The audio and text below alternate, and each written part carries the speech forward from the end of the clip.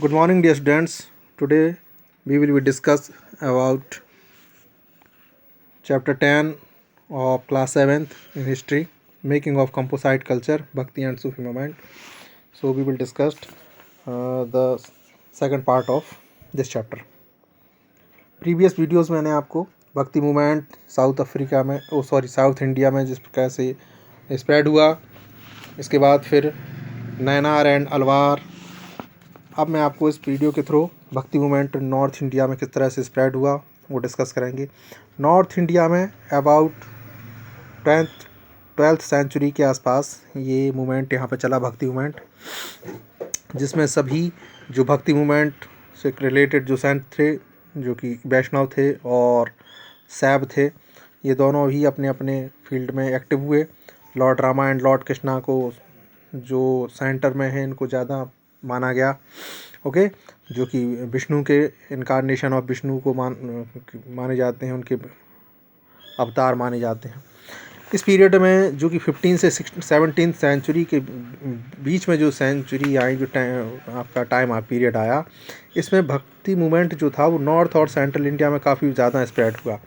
इसमें जो मैन संत थे वो रामानंद, कबीर, चैतन्य महाप्रभु, मीराबाई, गुरु नानक, तुलसीदास, रैदास, नामदेव एंड तुकाराम, ये पूरे ऑल ओवर इंडिया के सेंट हुए हैं। इनकी जो मेन टीचिंग्स हैं वो मैं आपको बता दे रहा हूँ, जो कि यूनिक हैं, यूनिवर्सल हैं, सभी की हैं। जितने भी सेंट्स हुए हैं मेडिवल इंडिया के, उनकी सबकी टीचिंग्स ये रही हैं। There is only one God, all the equal in the eye of God. ईश्वर की नज़र में सभी लोग समान हैं। There is no need to perform rituals and sacrifice, यानी उन्होंने कहा है कि आपको कोई भी किसी प्रकार की बलि देने की प्रथा नहीं है, या बलि देने का कोई आपको आवश्यकता नहीं है ईश्वर के लिए, ठीक है ना। हाँ, आप उसको भक्ति से प्राप्त कर सकते हैं। To reach God one need to help of a spiritual teacher of guru, लेकिन ईश्वर तक मार्ग पहुंचने का एकमात्र गुरु है, गुरु के थ्रू ही आप अपने मार्ग तक पहुंच सकते हैं, ठीक है ना। For true bhakti purity of heart and mind essential, लेकिन उन्होंने एक चीज़ बताई है कि सच्ची भक्ति के लिए आत्मा का शुद्ध होना और हृदय का साफ होना बहुत ज़रूरी है, यानी कोई छल कपट द्वेष राग ना हो, तब आप ईश्वर को प्राप्त कर सकते हैं। और सभी जितने भी रिलीजियस हुए हैं ये सभी ने यही अपनी बात कही है, ईश्वर तक पहुंचने का यही एक माध्यम बताया है। इसके बाद मैं आपको बताऊंगा कबीरदास जी, ये बहुत मोस्ट पॉपुलर भक्ति संत हुए हैं, जिन्होंने अपने दोहा के, आपने पढ़े होंगे हिंदी में इनके दोहे हुए हैं, तो दोहाओं के माध्यम से इन्होंने हिंदू मुस्लिम यूनिटी को बरकरार रखा। उनका एक फेमस दोहा था, वो कहते थे कि जो हिंदू हैं वो ईश्वर कहते हैं और जो मुस्लिम हैं वो अल्लाह कहते हैं, लेकिन है एक ही चीज़, गॉड एक ही है, उसके अलग अलग नाम हैं। कबीरा जब हम पैदा हुए जग हंसा हम रोए, ऐसी करनी कर चले हम हंसे जग रोए, तो उन्होंने ये उस पर डाल दिया। इसके बाद साउथ में, बंगाल में, वेस्ट बंगाल में अगर आ जाएँ तो देखें हम चैतन्य महाप्रभु ये संकीर्तन करके, कीर्तन कर करके लोगों को बुलाते थे और भक्ति कराते थे। ये कृष्ण भगवान के भक्त थे चैतन्य महाप्रभु, है ना। He is a full attention of devotion of Lord Krishna, संकीर्तन करके ये भक्ति सेंट हुए। इसके बाद मीराबाई, ये आपकी वेस्ट की वो है मीराबाई, है ना। चैतन्य की तरह ये भी कृष्ण की भक्त थी, डिवोटी ऑफ कृष्ण थी।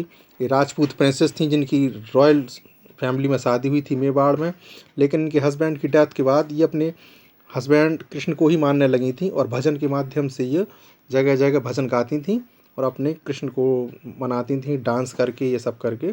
तो ये मीरा के भजन भी हैं।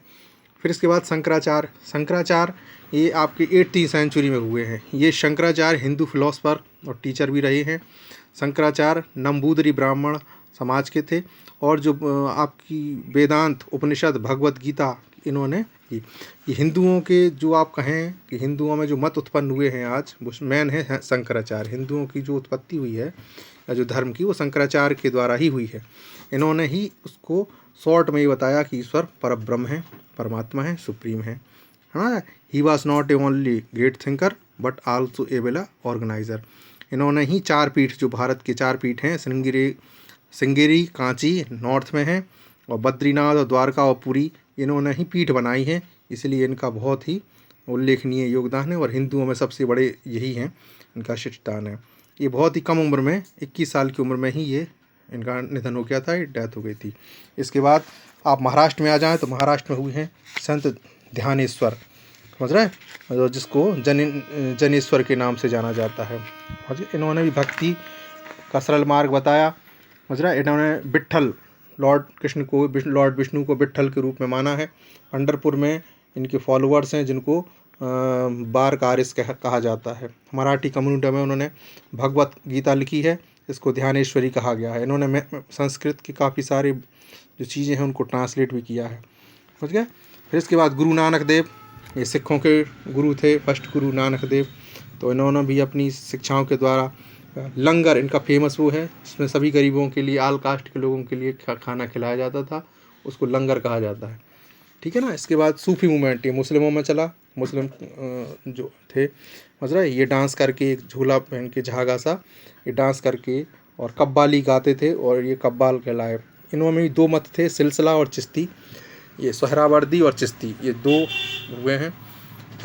जैसे आपको पता होगा, अजमेर में गरीब नवाज के नाम से एक मोहम्मद मोइनुद्दीन चिश्ती की दरगाह है, ये चिश्ती सिलसिला है। समझ गए। तो इन्होंने भी अपनी, ये आप देख सकते हैं, God is one all the human beings, समझ रहे हैं, इन्होंने अपने बताया। इस तरह से ये चैप्टर आपका फिनिश होता है। समझ गए। इम्पैक्ट ऑफ भक्ति मूवमेंट, भक्ति सूफी मूवमेंट, ये सब हुआ है। तो अब आप इसकी स्टडी करें, और जो हो आपको समझ में नहीं आया तो ऑनलाइन क्लास में आप पूछें।